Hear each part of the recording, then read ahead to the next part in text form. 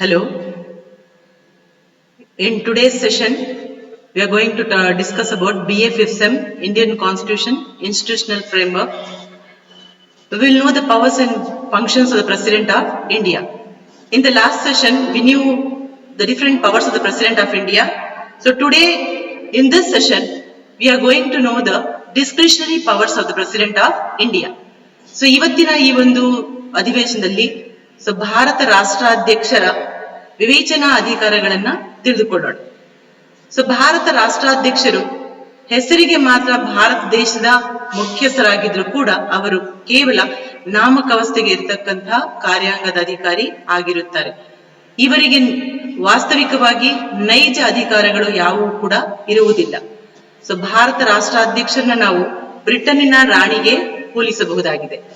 ಹೇಗೆ ಬ್ರಿಟನ್ನಿನ ರಾಣಿ ಅಧಿಕಾರವನ್ನ ಚಲಾಯಿಸುವುದಿಲ್ಲವೋ ಅದೇ ರೀತಿಯಾಗಿ ಭಾರತ ದೇಶದ ರಾಷ್ಟ್ರಾಧ್ಯಕ್ಷರು ಆಡಳಿತದ ಮುಖ್ಯಸ್ಥರಾಗಿದ್ದರೆ ವಿನಃ ಅವರು ದೇಶವನ್ನ ಆಳುವುದಿಲ್ಲ ಅಥವಾ ಆಡಳಿತ ನಡೆಸಿಕೊಂಡು ಹೋಗುವುದಿಲ್ಲ. ಕೆಲವು ವಿಶೇಷವಾಗಿರುವಂತಹ ಸನ್ನಿವೇಶಗಳಲ್ಲಿ ಮಾತ್ರ the president can use his discretionary powers.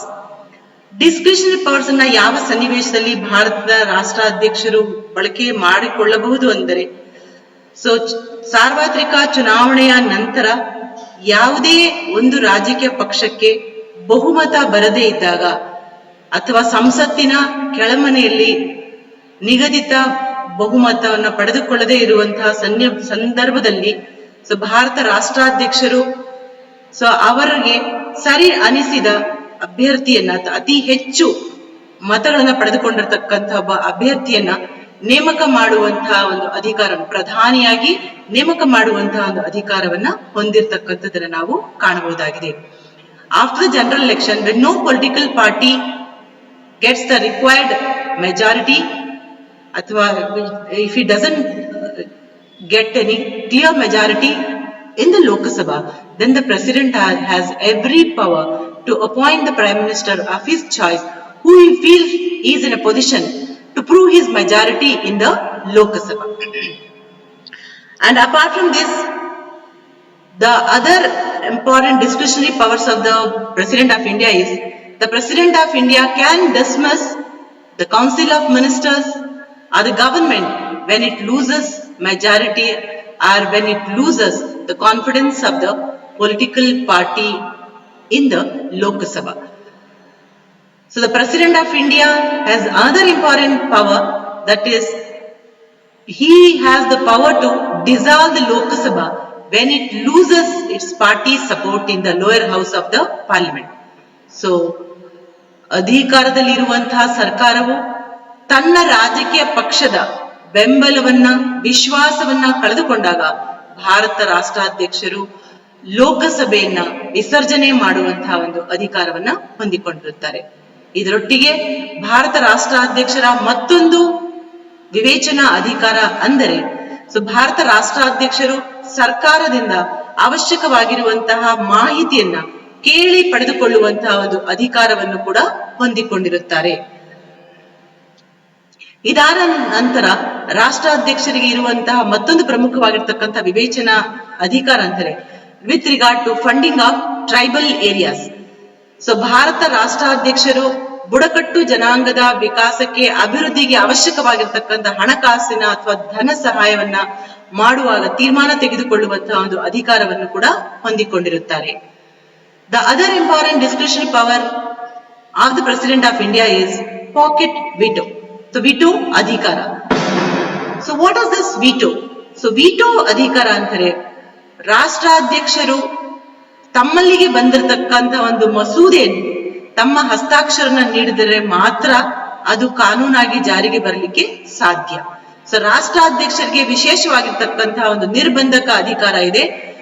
ತಮ್ಮ ಒಪ್ಪಿಗೆಯನ್ನ, ತಮ್ಮ ಹಸ್ತಾಕ್ಷರವನ್ನ ತಮ್ಮಲ್ಲಿಗೆ ಬಂದಿರತಕ್ಕಂತಹ ಮಸೂದೆಗೆ ತಮಗೆ ಸರಿ ಎನಿಸಿದರೆ ಕೊಡಬಹುದು, ಇಲ್ಲದಿದ್ದರೆ ಅದನ್ನ ತಡೆ ಹಿಡಿಯುವಂತಹ ಒಂದು ಅಧಿಕಾರಕ್ಕೆ ನಾವು ಪಾಕೆಟ್ ವಿಟೋ ಅಥವಾ ನಿರ್ಬಂಧಿಕ ಅಧಿಕಾರ ಅಂತ ಕರೆಯಬಹುದಾಗಿದೆ.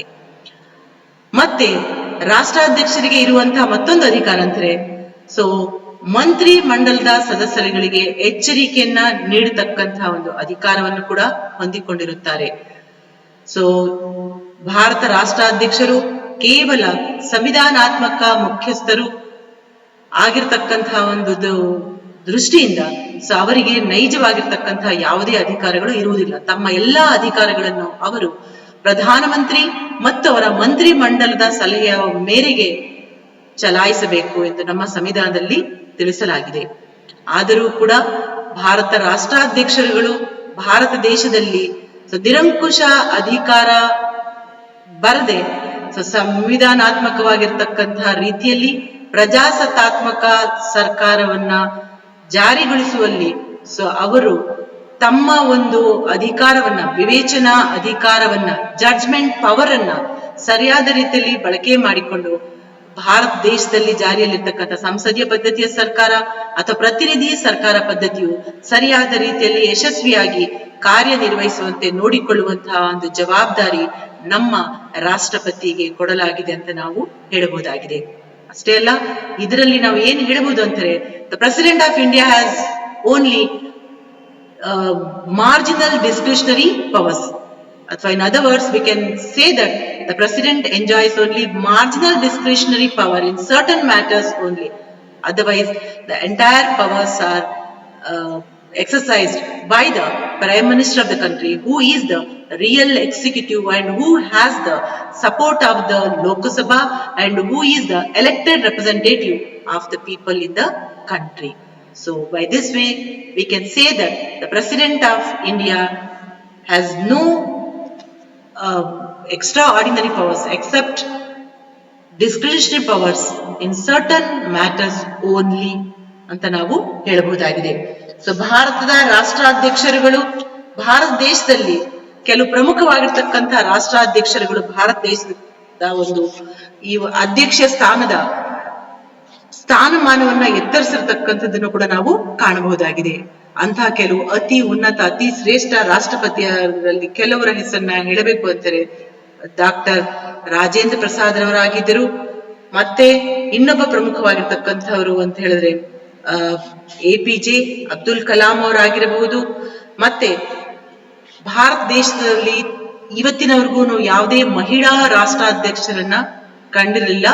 ಸೊ ಶ್ರೀಮತಿ ಪ್ರತಿಭಾ ಪಾಟೀಲ್ ಅವರು ಭಾರತ ದೇಶದ ಮೊಟ್ಟ ಮೊದಲನೆಯ ಮಹಿಳಾ ರಾಷ್ಟ್ರಪತಿಯಾಗಿರ್ತಕ್ಕಂಥದ್ದು ನಾವು ಕಾಣಬಹುದಾಗಿದೆ. ಸೊ ಹೀಗೆ ಭಾರತದ ರಾಷ್ಟ್ರಾಧ್ಯಕ್ಷರುಗಳಿಗೆ ಹೆಚ್ಚಿನ ಅಧಿಕಾರಗಳು ಇಲ್ಲದೇ ಇದ್ರೂ ಕೂಡ ಭಾರತ ದೇಶದ ಸಂವಿಧಾನಿಕ ವ್ಯವಸ್ಥೆ, ಭಾರತ ದೇಶದ ಪ್ರಜಾಸತ್ತಾತ್ಮಕ ವ್ಯವಸ್ಥೆ ಯಶಸ್ವಿಯಾಗಿ ಕಾರ್ಯನಿರ್ವಹಿಸುವಂತೆ ನೋಡಿಕೊಳ್ಳುವಂತಹ ಒಂದು ಜವಾಬ್ದಾರಿ, ಮೇಲ್ವಿಚಾರಣೆನ ಮಾಡುವಂತಹ ಒಂದು ಜವಾಬ್ದಾರಿ ಭಾರತ ರಾಷ್ಟ್ರ ಅಧ್ಯಕ್ಷರಿಗೆ ಸೇರಿದೆ ಅಂತ ನಾವು ಹೇಳಬಹುದಾಗಿದೆ. ಯಾಕೆಂದರೆ ಭಾರತ ದೇಶ ಸಂವಿಧಾನದ ಮುಖ್ಯಸ್ಥರೇ ಭಾರತದ ರಾಷ್ಟ್ರಾಧ್ಯಕ್ಷರು ಆಗಿರುತ್ತಾರೆ ಅಂತ ನಾವು ಈ ಮೂಲಕ ತಿಳಿಸಬಹುದಾಗಿದೆ.